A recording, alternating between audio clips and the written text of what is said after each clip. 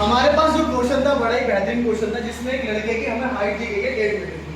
जो हमारी total value है कि लड़का अगर एक मीनार के ऊपरी तल से नीचे तक आता है तो उस मीनार की पूरे की लंबाई 30 मीटर दी हुई है, परंतु जो लड़का है उसकी हाइट कितनी है भैया 1.5 मीटर। अर्थात मीनार में से जो हमारी लड़के की ऊंचाई है उसको हम क्या कर देते हैं, माइनस कर देते हैं। तो भैया टोटल मीनार की ऊंचाई थी मेरे पास 30 में से अगर मैं 1.5 को माइनस कर दूंगा तो 28.5 मीटर। अर्थात जो मीनार बची मेरे पास वो कितनी है भैया 28.5 मीटर। मेरे पास लंबाई है, मुझे क्या निकालना है भैया, आधार निकालना है। तो लंबाई और आधार मैं लिख सकता हूं भैया कि इन ट्राइंगल, कौन सा ट्राइंगल है मेरे पास, GAE। इन ट्राइंगल GAE में मेरे पास लंबाई दे रखी है, मुझे आधार निकालना है उसका। और लंबाई और आधार आप लोगों को पता है, लंबाई और आधार आता है भैया 10 में। 10 कितना है भैया जी, 10 कितना 30। आप लोग देख सकते हो 10 30 में, और 10 30 की वैल्यू जो होती है वो होती है मेरे पास 1/√3। लंबाई कितनी है भैया 28.5। आधार कितना है A से लेके D तक, A से लेके D तक। 10 30 की वैल्यू 1/√3 बाय क्रॉस मल्टीप्लाई। चलिए जी, बाय क्रॉस मल्टीप्लाई, दोनों की तिरछी गुणा करेंगे। 28.5 की मल्टीप्लाई √3 में बराबर किसकी हो गया भैया, AD की। मेरी जो पहली वैल्यू है AD की वैल्यू आ चुकी है। उसके बाद दूसरा ट्राइंगल है मेरे पास GDE में। तो इन ट्राइंगल GDE में, अब GD में आप देखोगे भैया सेम है, मेरे पास क्या है, लंबाई है, और मुझे क्या चाहिए भैया जी, आधार चाहिए। लंबाई और आधार, लंबाई और आधार कहाँ है भैया जी, एक चीज देखो आप, हमें A से लेके E तक की वैल्यू निकली है। सॉरी, यहाँ पर ध्यान रखना आप लोग, A से लेके E तक की वैल्यू है ये,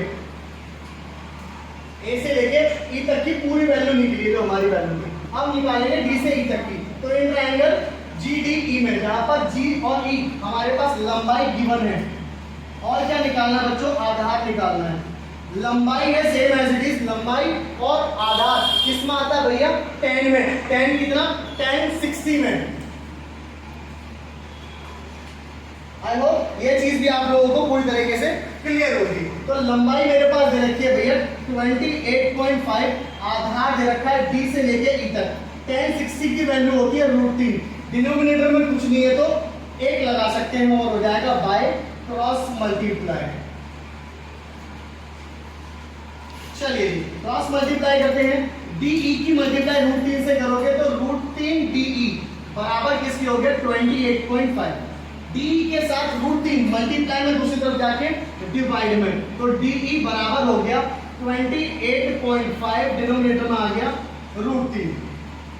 ये चीज आप लोगों को क्लियर होगी। अब आप लोगों को याद होगा कि जी अगर कोई भी संख्या डिनोमिनेटर में 0 नेगेटिव और रूट में होती है उस कंडीशन में क्या करते हैं, हर का परिमेय अर्थात रेशनलाइजेशन। तो मैं लिखता हूं बाय रेशनलाइजेशन,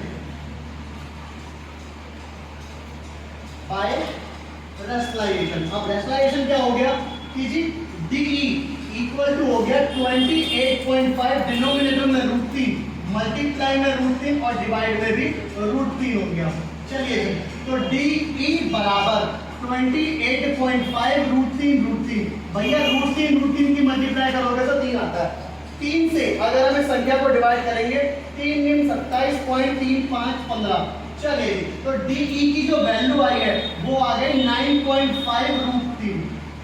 आई होप ये चीज भी आप लोगों को क्लियर होगी। अर्थात यहां से लेके यहां तक जो DE की वैल्यू है 9.5 √3 है, और पूरी वैल्यू कितनी है भैया मेरे पास A से लेके E तक की 28.5। अब जो वैल्यू बची वो किसकी बची भैया, A से लेके D तक की। तो मुझे जो वैल्यू निकालनी है AD की, तो क्या मैं इस AE में से माइनस कर सकता हूं DE की वैल्यू को। भैया AD की वैल्यू मुझे फाइंड करनी है, AE की वैल्यू दे रखी है 28.5 √3 माइनस में DE की वैल्यू दे रखी है 9.5 √3। भैया आप देखो 28.5 में से 9.5 को माइनस करोगे तो 19.0, √3 भैया √3 हो गया। क्यों? क्योंकि ये संख्या प्लस या माइनस में है।